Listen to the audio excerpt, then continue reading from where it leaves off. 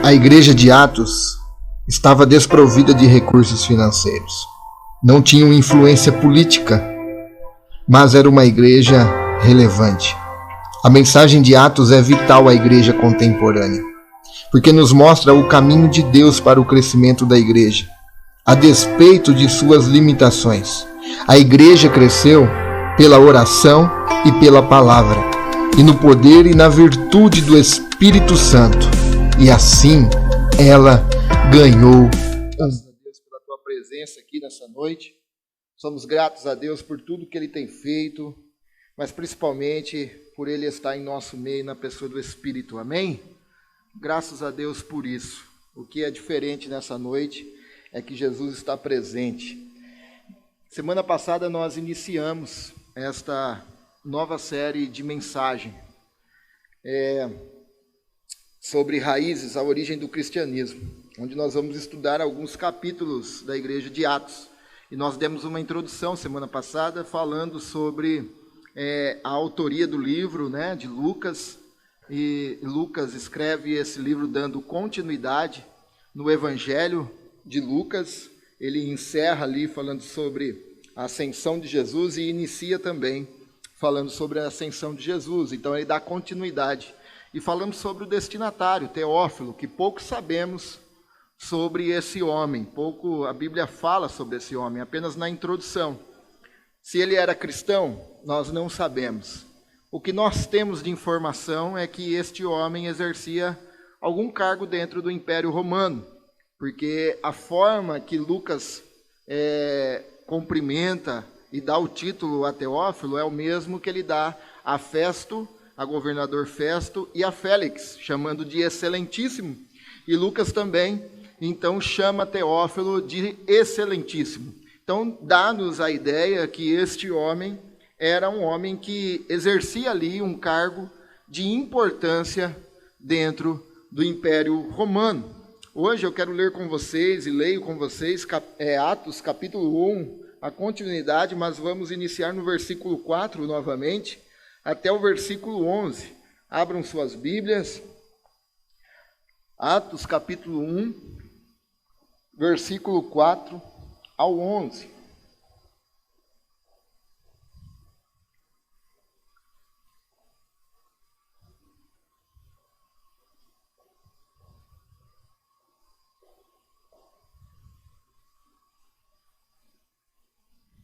Amém?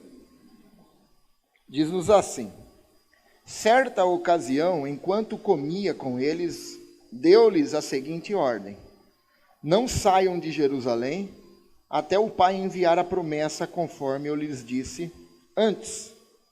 João batizou com água, mas dentro de poucos dias vocês serão batizados com o Espírito Santo.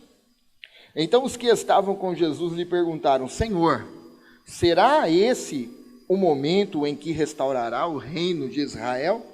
Ele respondeu: o Pai já determinou o tempo e a ocasião para que isso aconteça, e não cabe a vocês saber. Vocês receberão poder quando o Espírito Santo descer sobre vocês, e serão minhas testemunhas em toda parte, em Jerusalém, em toda a Judéia, em Samaria e nos lugares mais distantes da terra. Depois de ter dito isso, foi elevado numa nuvem, e os discípulos não conseguiram mais vê-lo. Continuaram então a olhar atentamente para o céu, até que dois homens vestidos de branco apareceram, e de repente, no meio deles, disseram: homens da Galileia, por que estão aí parados olhando para o céu? Esse Jesus que foi elevado do meio de vocês ao céu, voltará do mesmo modo como viram subir. Amém? Feche os seus olhos comigo, vamos orar? Deus, em nome de Jesus, precisamos, Senhor, ouvir a Tua voz, Pai. Voz essa que nos consola, voz esta que nos confronta, voz essa que nos ensina, Deus. Então, em nome de Jesus, tenha misericórdia de nós nessa noite e fala conosco. Em nome de Jesus, amém e amém. Assim como nós vimos semana passada, após a ressurreição de Cristo, Cristo então aparece diversas vezes aos seus discípulos, está aí no início do capítulo. E ele aparece, a Bíblia nos diz, dando provas claras de que ele estava vivo. E como nós vimos, o sentido da palavra que ele estava vivo é que ele respira. Cristo não era um fantasma. Cristo estava em carne, corpo transformado, vivo. E ele se apresenta ali diversas vezes para seus discípulos, para também os instruir. Então, certa feita, enquanto Jesus comia com eles, Jesus disse a eles para que eles não saíssem de Jerusalém, mas que eles ficassem ali um tempo, porque eles iriam receber a promessa, e a partir então que recebesse a promessa, eles poderiam ir.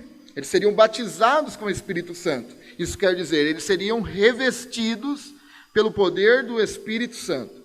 Eles então automaticamente, conhecendo as Escrituras, ligam essa palavra com a profecia de Joel, de capítulo 2, versículo 28, que diz que nos finais dos tempos, o Espírito de Deus se derramaria por toda a carne. E eles automaticamente ligando o texto com a fala de Jesus, eles perguntam, peraí, então é nesse batismo, é nesse revestimento, é nessa descida do Espírito Santo que o Senhor vai restaurar o reino de Israel? É aí que a profecia irá se cumprir? Eles ligam essa palavra com a fala de Jesus.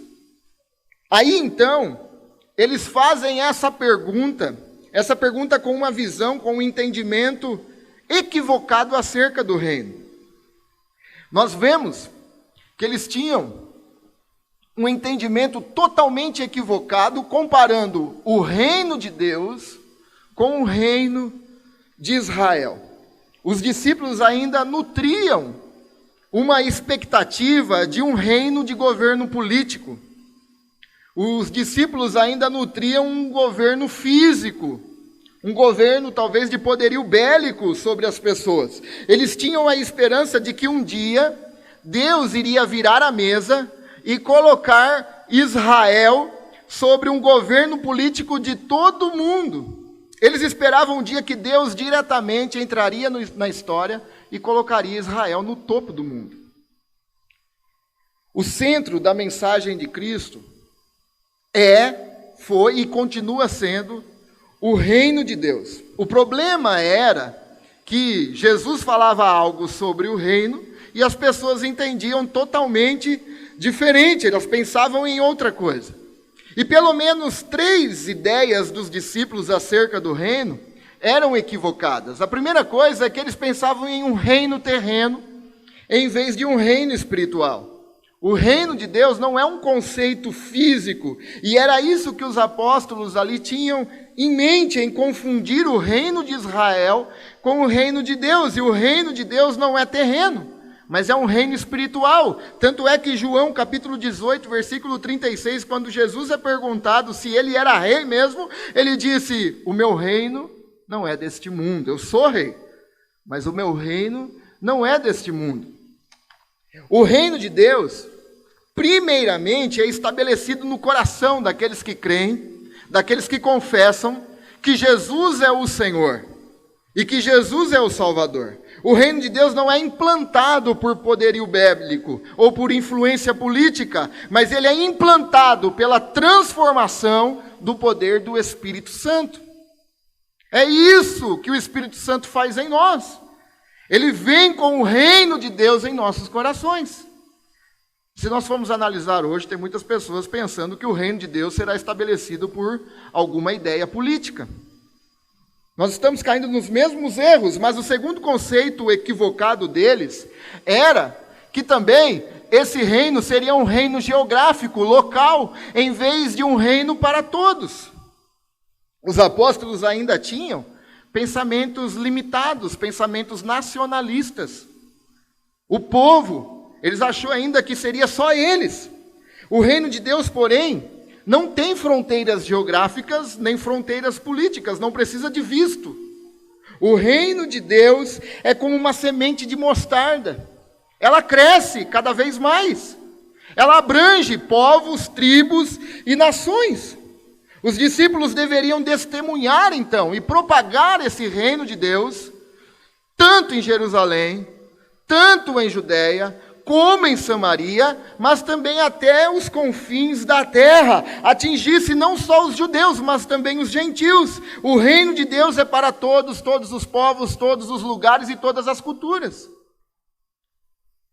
Mas o terceiro conceito deles era equivocado, que eles eram um reino inerte, paralisado, em vez de um reino gradual, assim como nós dissemos, como uma semente de mostarda. Os discípulos estavam especulando sobre a vinda do reino, de uma forma que eles tinham como referência, como o governo egípcio, como os assírios, como os babilônicos, como os medo-persas, como os gregos e como os romanos. Pronto, chegou a nossa vez, agora é nós começamos daqui e depois nós abrangemos o resto.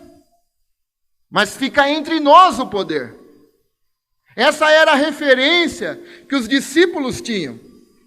Mas não, o reino de Deus é a pedra que atinge a estátua que Nabucodonosor sonha, onde ali representa todos os impérios, e de repente uma pedra é arrancada de uma montanha, e não arrancada por mãos de homens, mas essa pedra vem, atinge os pés, a estátua se destrói, o vento vem, a história vem e varre, e essa pedra cresce, cresce, cresce e enche toda a terra.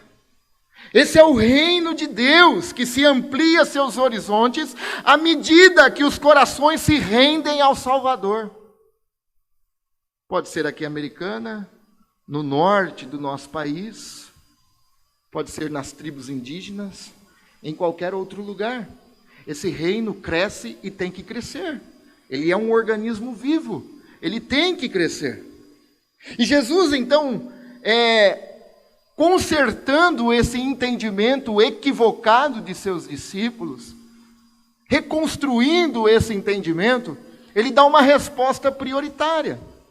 Ele diz: olha, não cabe a vocês saber.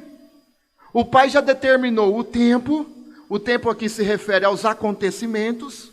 O Pai já determinou os acontecimentos que irão acontecer, e o tempo, e o modo, e a ocasião, cronos, que é o tempo determinado, o nosso tempo.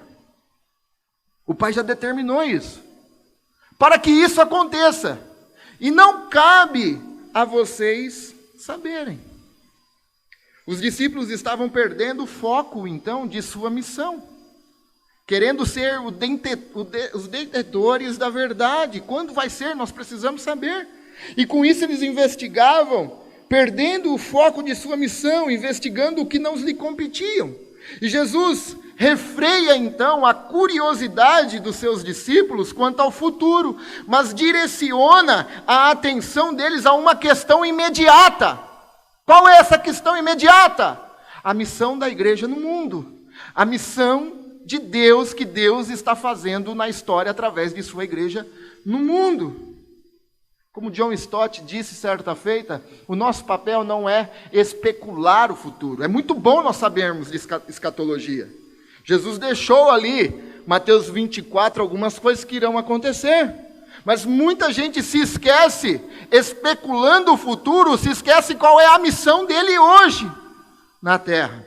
Então John Stott disse: olha, nosso papel não é especular o futuro, mas o nosso papel é agir no presente, porque que Deus me colocou nesse tempo, nesse momento na história, nessa história maior de Deus. Qual é o meu papel que Deus quer me usar para contribuir para que essa missão de Deus seja concluída na terra? É isso que nós precisamos. Jesus redireciona os olhos dos discípulos para a ação e lhes dá instrução de como eles deveriam então fazer a obra. Mas antes, porém, eles precisavam de algo essencial e primordial para ser testemunhas de Cristo. O que é? Poder do Espírito Santo. Isso é primordial. E é isso que Jesus diz: vocês vão ser minhas testemunhas. Martireus, vocês vão ser mártires, vocês vão entregar as suas próprias vidas, vocês não vão abrir mão da verdade. Mas isso vai acontecer quando vocês receberem poder do Espírito Santo.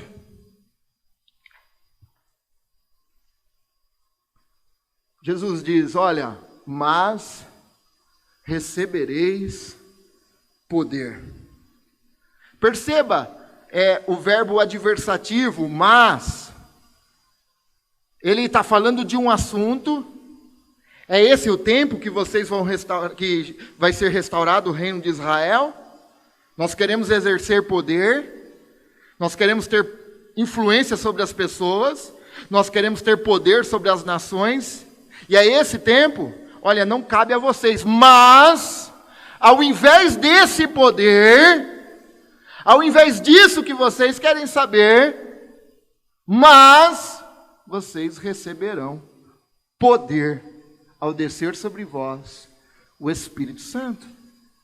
Vocês receberão dunamis, dinamis, poder esse, dinamite, agilidade, habilidade, força. Vocês vão receber isso do Espírito Santo. Perceba essa conjunção, então, que nos dá a ideia de contraste e oposto. Não é disso que eu estou falando para vocês. Vocês vão receber algo maior, algo que vai morar dentro de vocês. Não é visível. É visível através das suas vidas. Jesus está dizendo que eles estavam aguardando um reino de poder visível, mas ao invés de conhecerem os tempos e as épocas, eles seriam revestidos do poder do Espírito Santo, e eles iriam fazer algo muito maior. Lembrei-me agora de que, uma certa feita, Billy Graham foi perguntado se ele iria um dia se candidatar ou concorrer pela presidência dos Estados Unidos, e ele disse, nunca na minha vida eu me rebaixaria de tal maneira. Presidente dos Estados Unidos, ele falou assim, ser embaixador de Cristo é algo muito maior do que ser o presidente dos Estados Unidos. Isso é poder do Espírito Santo. Isso é dinamis, é dinamite. E então, a partir daí, eles estariam prontos agora para cumprir a missão de Deus no mundo. Eles estavam prontos agora para enfrentar as coisas. Pedro, aquele homem que negou Cristo, agora estava pronto para colocar o dedo no nariz dos fariseus, saduceus, dizer, foram vocês crucificaram Jesus. Aquele mesmo Pedro que falou, eu não conheço. Sabe o que é isso? É poder do Espírito Santo. É poder mesmo quando a cultura vem contra nós, dizendo é assim, é assado. E a Bíblia diz, não é assim. Você se mantém firme de pé e fala, não, eu não abro mão da minha verdade. A verdade é Cristo Jesus e o que a palavra de Deus diz. Isso é poder. Isso é poder do Espírito Santo.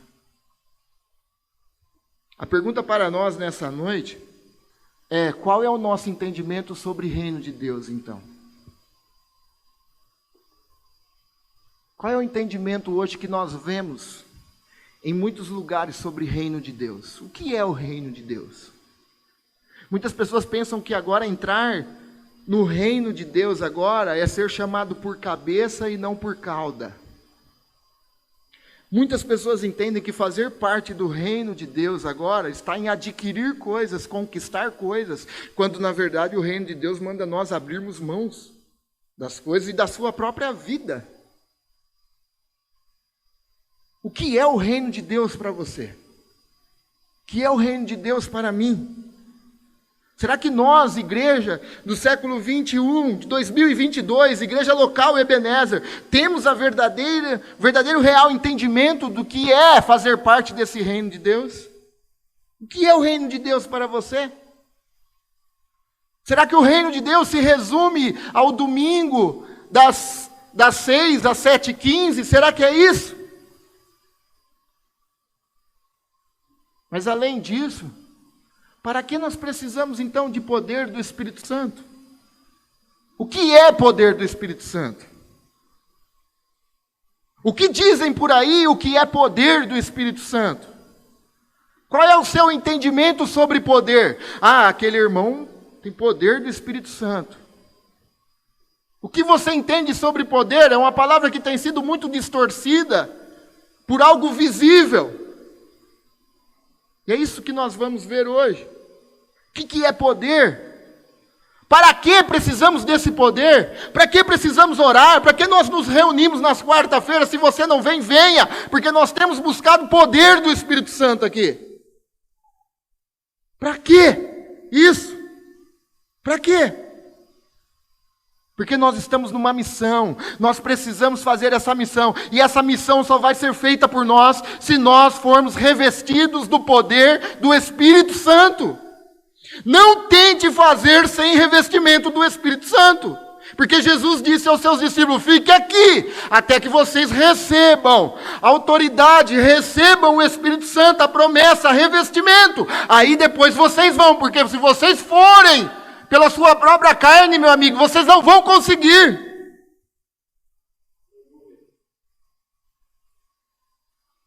Para que nós precisamos de poder? Ou então nós nem clamamos, eu não sei você, mas será que você tem pedido para Deus: Deus, eu preciso de poder do Espírito Santo? E será que você pede com o entendimento certo do que é poder do Espírito Santo? A igreja hoje tem se esquecido. Aliás, tem um livro que se chama O Deus Esquecido, e se trata do Espírito Santo. É um nome pouco falado. Mas sem Ele nós não conseguimos fazer nada. Você não consegue se arrepender de verdade se não houver a obra do Espírito Santo na sua vida. É Ele quem nos regenera, é Ele quem nos leva ao arrependimento, é Ele quem nos enxerta, batizado, enxertado no corpo. É Ele. Para que nós precisamos tanto pedir para Deus? Eu preciso do Espírito Santo, eu preciso ser cheio do Espírito Santo. Às vezes nós oramos e falamos: eu preciso ser cheio de trabalho, a minha agenda precisa ser cheia de cliente. A nossa prioridade como discípulos de Jesus é sermos cheios do Espírito Santo de Deus. Porque senão nós não vamos aguentar a cultura, nós não vamos aguentar aquilo que está vindo contra nós cada vez mais, legalizando pelas leis. A igreja não vai suportar se não tiver o Espírito Santo. Quando eu digo igreja, nós falamos de nós. De nós. Então, qual é o nosso entendimento sobre o reino de Deus? Para que precisamos de poder do Espírito Santo? E aqui eu quero trazer 3 aplicações para nós levarmos para casa, para você refletir durante a semana. Refletir mesmo. Orar e pedir a Deus. Não apenas sair daqui e chegar amanhã e não lembrar mais o que foi falado. É chegar à noite e falar: Deus, eu preciso disso. O que nós levamos para casa hoje para refletirmos é: o reino de Deus não é um reino de vontades pessoais. Os discípulos falaram: agora chegou a hora. Agora as nossas vontades vão ser cumpridas. A ideia deles era essa: um reino terreno, um reino geográfico local e um reino ali entre eles. Este era o conceito, o entendimento dos discípulos. E até hoje alguns pensam dessa forma. Não dessa forma aqui, mas quando nós pensamos: tá bom, estamos te servindo, agora onde está a nossa recompensa? Tenho feito as coisas para o Senhor, quanto que eu vou receber aí em troca? Sabe o que é isso? Você está fazendo parte de um reino de vontades pessoais. E esse não é o reino de Deus. Quando nós dizemos assim: eu participo da igreja, eu faço as coisas na igreja, e quando que eu vou receber alguma coisa em troca? Eu dizimo, eu oferto, e quando que eu vou lucrar com isso? Isso é um reino de vontades pessoais. E hoje, se nós formos analisar a igreja interdenominacional, universal, não aquela, né? A igreja universal do reino de Deus, todos, nós vamos ver que muitas pessoas estão enganadas do que é o reino de Deus. O reino de Deus não é satisfação própria, não é satisfação para os seus próprios prazeres, não é benefício próprio. As pessoas estão enganadas, e foi isso que os discípulos fizeram. Vai ser agora então que nós vamos mandar em todo mundo. Chega de sofrer, os assírios acabou com aquela turma, ficou nós, os babilônicos levou, depois veio os medo-persas, os gregos, os romanos, e estamos sofrendo até agora. Agora acabou, então. Nós temos te servido. Meus irmãos, chegou ao ponto, pensa bem. Uma mãe, 2 barbudos, marmanjo, chegar magoado em casa. Eu imagino a cena, que foi, meus filhos? É que eu estou servindo Jesus. E eu queria ficar um na direita, outro na esquerda. Não dá para você fazer isso para nós não, mãe. Magoada, a mãe vai lá. Ô Jesus, é o seguinte, meus filhos têm te servido. Faz o seguinte, quando acontecer isso daí, que vai acontecer, o reino de Deus, coloca um na direita, coloca um na esquerda, para que eles sejam vistos. Quantas pessoas ainda estão assim? Achando que o reino de Deus é isso? O que é o reino de Deus para nós? Quando nós pensamos que estamos fazendo algo, querendo o retorno, e Deus dá. É por isso que Deus vai julgar as intenções. As intenções. Você pode fazer. Deus talvez não vai te abençoar da forma que você quer. Talvez vai ser totalmente contrário ao que você quer. Mas vai ser bênção de Deus.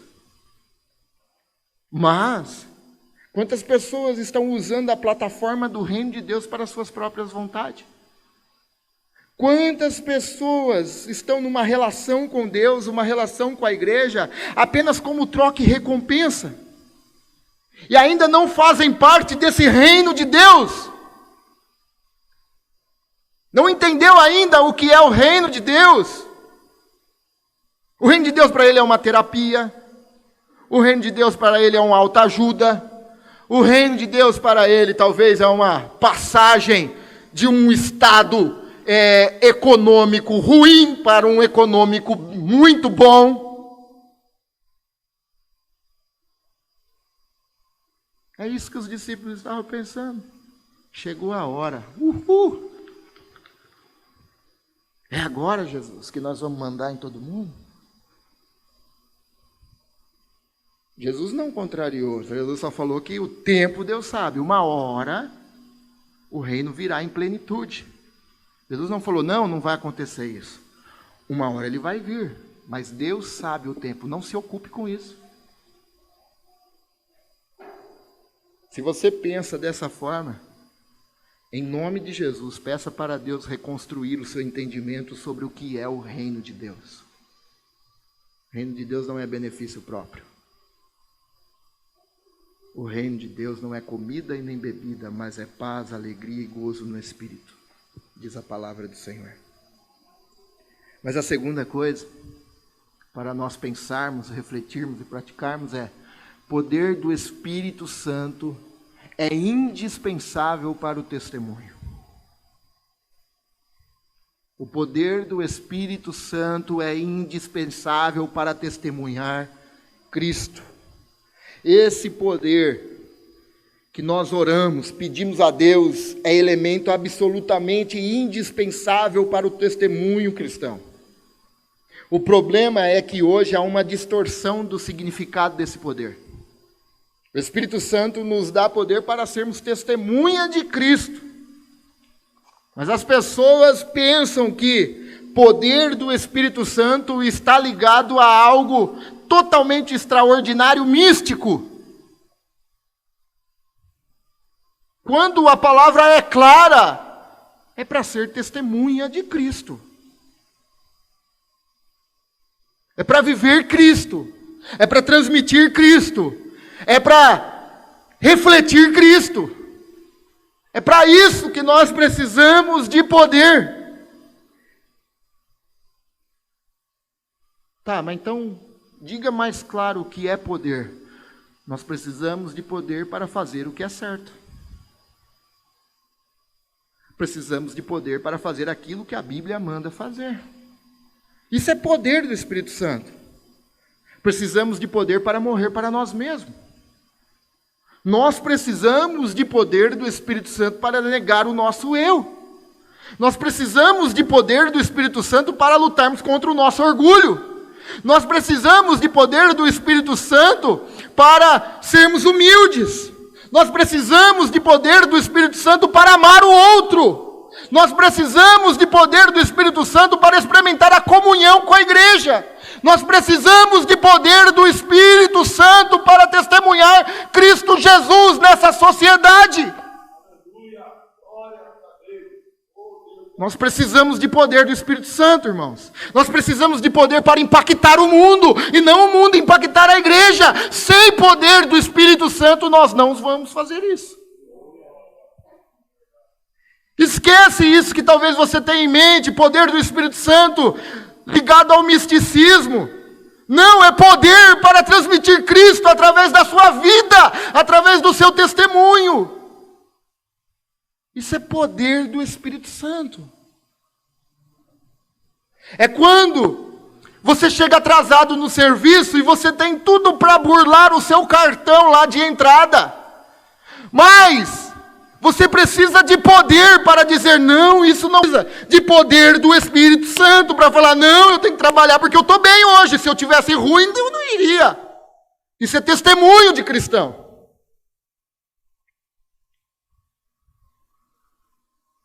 Ou então a gente precisa de poder, como nós vimos Pedro rompendo com o preconceito com os gentios, mas indo na casa de Cornélio. Por que que ele rompe com esse preconceito? Poder do Espírito Santo. Ou então nós vemos Estevão totalmente cheio de poder, sendo apedrejado, perdoando os homens e pedindo para que Deus perdoe aqueles homens. Quem pode fazer isso a não ser pessoas cheias do Espírito Santo? Isso é poder do Espírito Santo. Isso é dinamite. Nós precisamos orar. Nós precisamos buscar a face de Deus para negar os nossos eus, para negar a nossa vontade, o nosso desejo, coisas básicas do dia a dia. Sem poder do Espírito Santo, nós não vamos conseguir mudar. Tem muita gente querendo mudar a nação, com homens, querendo mudar um bairro, querendo mudar uma cidade. Meus irmãos, esquece isso. Nós temos que mudar. A igreja tem o poder que nenhum outro homem tem. A igreja tem o poder do Espírito Santo. Ela tem o papel de impactar a sociedade. É ela. É ela. Não é outro que vai fazer isso, somos nós. Sabe por que as coisas vão ruim? Sabe por que os políticos estão cada vez mais corruptos? Sabe por que o médico vai lá e pica o cartão lá no estado e vai embora para casa e volta só para depois?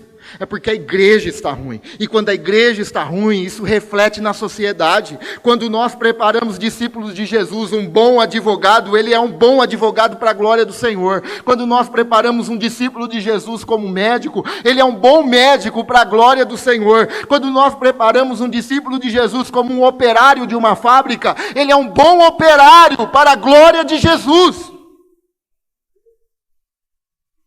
Então as coisas vão ruim porque a igreja está ruim. Por quê? Porque na igreja de Atos as coisas estavam ruins, mas a igreja contagiou o Império Romano. A igreja crescia. Nós vamos ver aqui. A igreja crescia. O problema hoje é que nós temos tempo para tantas coisas. E caímos como aquele livro, O Deus Esquecido. Não temos tempo para se dedicar, para pedir poder do Espírito Santo de Deus em nossas vidas.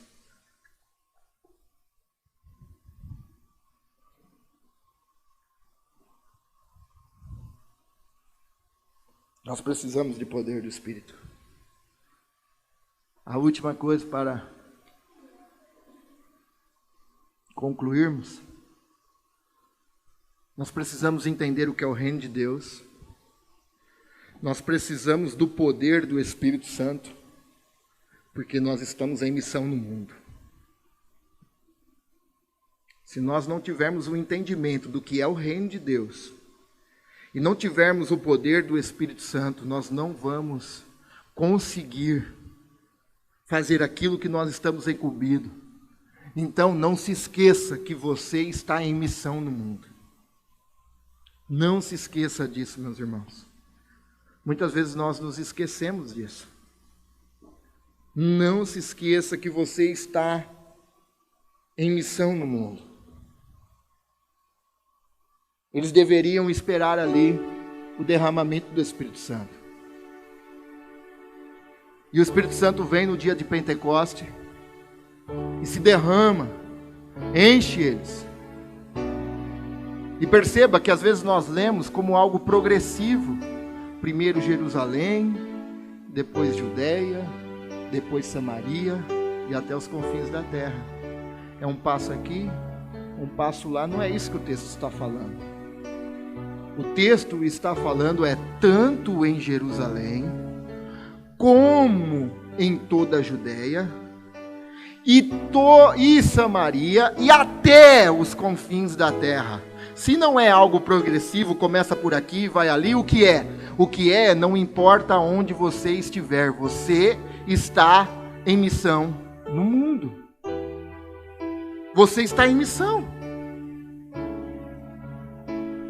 O dia de Pentecoste ali é derramado sobre eles. Nós agora vivemos essa realidade. O Espírito Santo habita dentro de nós. E a Bíblia há um imperativo que nós devemos nos encher do Espírito Santo. Há uma ordem. Você quer obedecer a Cristo? Peça para Ele te encher do Espírito Santo.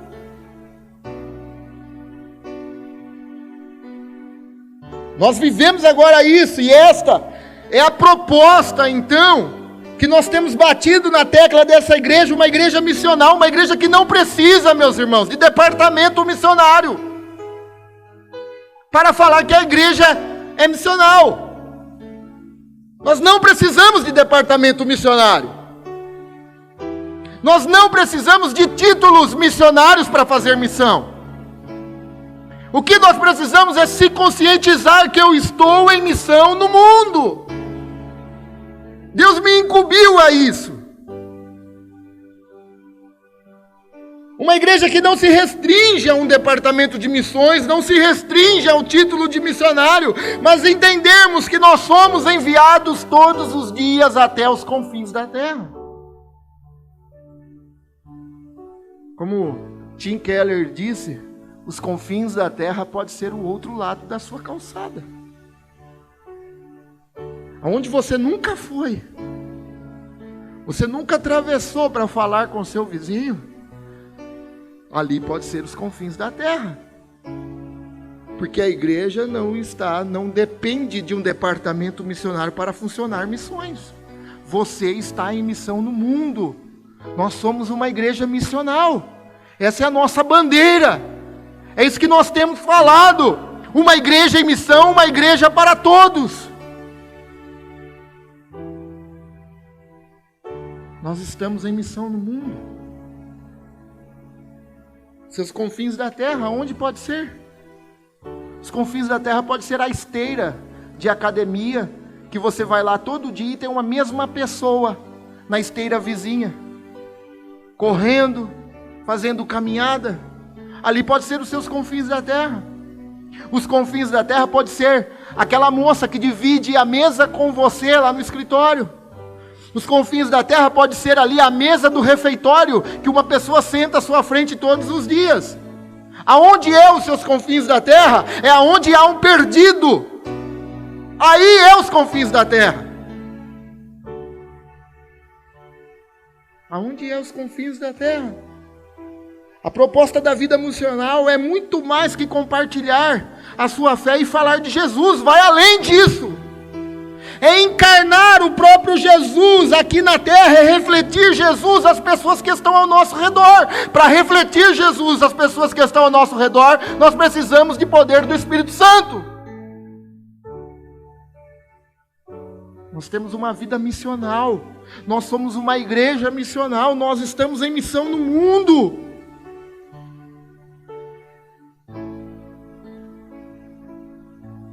Quando nós falamos convide alguém, não é para encher a igreja. Não é isso, mas é a percepção, é a convicção que nós estamos em missão no mundo. Nós estamos em missão no mundo.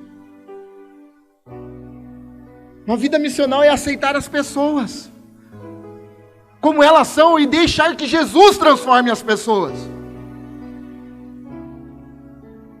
Jesus teve poder para mudar você, por que não tem poder para mudar os outros? E por que nós olhamos assim, de olhar torto para os outros? Se nós íamos para o mesmo lugar. Uma vida missional vai além. É aceitar sem julgar, é amar o próximo como a si mesmo, é contagiar as pessoas com amor, compaixão, misericórdia, se colocar no lugar dela, 24 horas por dia, 7 dias na semana. Isso é uma vida missional. Não é fechar um clube, o clube Ebenezer, só nós aqui, pronto, acabou.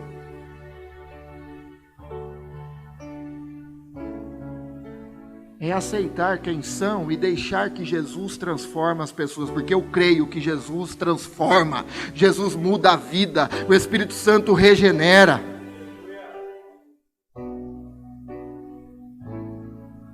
Se nós não estivermos agindo assim, nós estamos fora do propósito de que Jesus deu à sua igreja. E Tim Keller também diz, uma comunidade sem missão é um câncer, é crescimento sem propósito. Uma comunidade que não tem o propósito da missão, ela não cresce, ela incha. Ela pode inchar, mas não cresce, não frutifica, não dá frutos, porque está fora da missão. Então para com isso, de que você precisa ir lá longe, ou então precisa ser um missionário, ou então precisa de um departamento missionário para fazer missão. Não, você está em missão no mundo. Em nome de Jesus, peça poder do Espírito Santo para refletir Jesus através da sua vida.